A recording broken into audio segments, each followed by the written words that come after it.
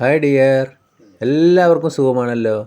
ഇന്നത്തെ എൻ്റെ റെസിപ്പി ഒരു സോയ ഓണിയൻ റോസ്റ്റാണ്. വീഡിയോ ഇഷ്ടപ്പെട്ട് കഴിഞ്ഞാൽ ഒന്ന് ലൈക്ക് ചെയ്യണേ. പിന്നെ ആദ്യമായിട്ട് കാണുന്ന കൂട്ടുകാരുണ്ടെങ്കിൽ ഒന്ന് സബ്സ്ക്രൈബ് ചെയ്ത് ആ ബെല്ലൈക്കൺ അമർത്തി ഓളെന്ന ഓപ്ഷൻ കൂടി ഒന്ന് കൊടുക്കണേ.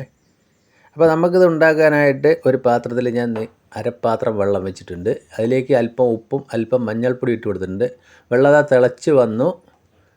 ഈ സമയത്ത് ഒരു 100 ഗ്രാം സോയ അതിലേക്ക് ഇട്ട് കൊടുക്കുന്നുണ്ട്. സോയാ ചങ്ക്സ് ഇട്ട് നല്ലതുപോലെ ഒന്ന് തിളപ്പിക്കുക. എന്നതിന് ശേഷം ഫ്ലെയിം ഓഫാക്കിയിട്ട് ഇതൊന്ന് അടച്ചു വെക്കണം. എന്നിട്ട് നമുക്ക് കുറച്ച് സമയം കഴിഞ്ഞ് അതൊന്ന് ഞാനിവിടെ കഴുകി വൃത്തിയാക്കി വെച്ചിട്ടുണ്ട്. ഇനി അതിലേക്ക് വേണ്ടത് ഒരു 2 സ്പൂൺ ജിഞ്ചർ ഗാർലിക് പേസ്റ്റാണ്. സോയാ ചങ്ക്സ് ഇതേപോലെയാണ് കട്ട് ചെയ്തിരിക്കുന്നത്. ഒന്നിനെ പകുതിയാക്കി കട്ട് ചെയ്തിട്ടുണ്ട്. പിന്നെ 2 മീഡിയം സൈസ് സവാള നൈസായി കട്ട് ചെയ്ത്, ഒരു 3 പച്ചമുളക് കീറിയതുണ്ട്. ഇനി ഒരു മിക്സിയുടെ ജാറിലേക്ക് 2 തക്കാളി എടുത്തു. അതിലൊരു 1.5 തക്കാളി മാത്രം ഞാൻ അത് കട്ട് ചെയ്തിട്ടു. എന്ന് നന്നായിട്ട് അരച്ചെടുക്കുക.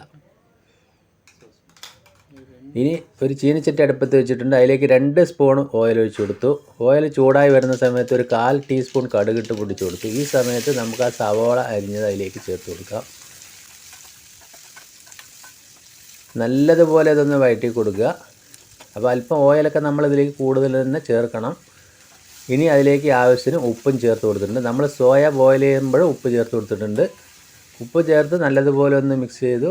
ഇനി അതിലേക്ക് നമ്മൾ ജിഞ്ചർ ഗാർലിക് പേസ്റ്റ് 2 സ്പൂൺ അതും കൂടി ചേർത്ത് കൊടുത്തിട്ടുണ്ട്. അതേമാതിരി ജിഞ്ചർ ഗാർലിക് പേസ്റ്റും കുറച്ച് അധികം ചേർത്താലാണ് ആ സോയയിൽ നന്നായിട്ട് ടേസ്റ്റ് ഉണ്ടാവുക.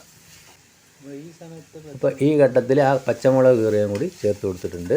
എന്നിട്ട് നല്ലതുപോലെ സവോള എല്ലാം ശരിക്കൊന്ന് വഴന്ന് വരുന്ന ഈ സമയം നമ്മൾക്ക് അതിലേക്ക് ഒരു 1/4 ടീസ്പൂണ് മല്ലിപ്പൊടി, 1 ടീസ്പൂൺ മുളക് പൊടി, ഒരു 1/4 ടീസ്പൂൺ മഞ്ഞൾപ്പൊടി, ഒരു 1/4 ടീസ്പൂൺ ഗരം മസാല, 1/4 ടീസ്പൂണ് പെരിഞ്ജീരകത്തിൻ്റെ പൊടി, ഇത്രയും പൊടികളാണ് ചേർത്തിരിക്കുന്നത്. എന്നിട്ട് നല്ലതുപോലെ ഒന്ന് മിക്സ് ചെയ്യുക. തീ ഇപ്പോൾ കുറച്ച് വെക്കണം.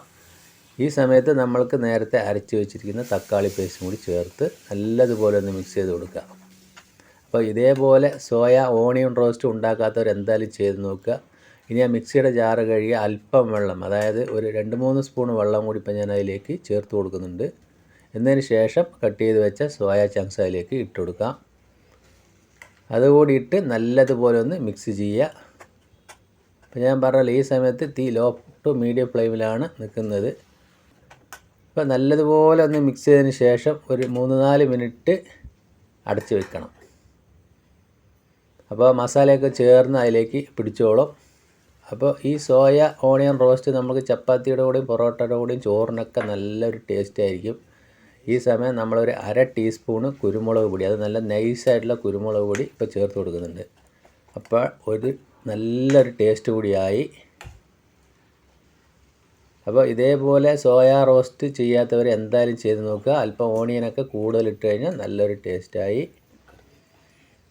ഈ സമയത്ത് കുറച്ച് കറിവേപ്പില കൂടി ഞാൻ ചേർത്ത് കൊടുത്തിട്ടുണ്ട്. അതുകൂടി ചേർത്ത് നല്ലതുപോലെ ഒന്ന് മിക്സ് ചെയ്യുക. ഇപ്പോൾ കണ്ടില്ലേ, നല്ല അടിപൊളി സെറ്റപ്പായിട്ട് ആ മസാലയൊക്കെ നല്ല ടേസ്റ്റ് ആയിരിക്കും. ബീഫൊക്കെ കഴിക്കുന്ന ഒരു രുചിയൊക്കെ ഉണ്ടാവും. ഇപ്പോൾ ഒരല്പം ഓയിൽ കൂടി ഇപ്പോൾ അതിലേക്ക് ചേർത്ത് കൊടുത്ത് നല്ലതുപോലെ മിക്സ് ചെയ്തതിന് ശേഷം ഞാൻ അതിൻ്റെ ഫ്ലെയിം ഓഫാക്കി കൊടുക്കുകയാണ്. അപ്പോൾ നമ്മുടെ അടിപൊളി സോയ ഓണിയൻ റോസ്റ്റ് അവിടെ റെഡിയായി കഴിഞ്ഞു. ഞാനിപ്പോൾ അത് വേറെ പാത്രത്തിലേക്ക് പകർത്തിയിട്ടുണ്ട്. അപ്പോൾ എൻ്റെ വീഡിയോ നിങ്ങൾക്ക് എല്ലാവർക്കും ഇഷ്ടപ്പെട്ടെന്ന് വിശ്വസിക്കുന്നു. ഇഷ്ടപ്പെട്ട് കഴിഞ്ഞാൽ ഒന്ന് ലൈക്ക് ചെയ്യണം. ഇപ്പം ഞാനത് വീറ്റ് പൊറോട്ടൻ്റെ കൂടെയാണ് കഴിക്കുന്നത്, അതായത് ഗോതമ്പ് പൊറോട്ട. അതിലേക്ക് ഇനി വേറെ കറികളൊന്നും വേണ്ട, ഇത് തന്നെ മതിയാവും. അപ്പോൾ വീണ്ടും നല്ലൊരു വീഡിയോ ആയിട്ട് കാണാം. Thank you.